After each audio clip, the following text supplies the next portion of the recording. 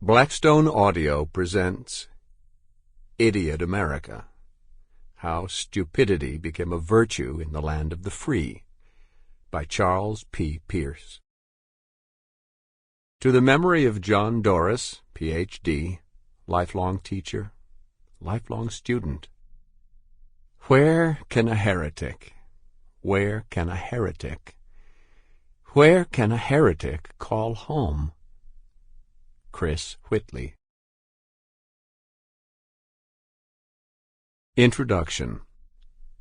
Dinosaurs with Saddles, August 2005. There is some art, you might even say design, in the way southern Ohio rolls itself into the hills of northern Kentucky. The hills build gently under you as you leave the interstate. The roads narrow beneath a cool and thickening canopy as they wind through the leafy outer precincts of Hebron, a small Kentucky town named, as it happens, for the place near Jerusalem where the Bible tells us that David was anointed the king of the Israelites. This resulted in great literature and no little bloodshed, which is the case with a great deal of Scripture. At the top of the hill, just past the Idlewild concrete plant, there was an unfinished wall with an unfinished gate in the middle of it. Happy, smiling people trickled in through the gate on a fine summer's morning, one minivan at a time. They parked in whatever shade they could find, which was not much. They were almost uniformly white and almost uniformly bubbly.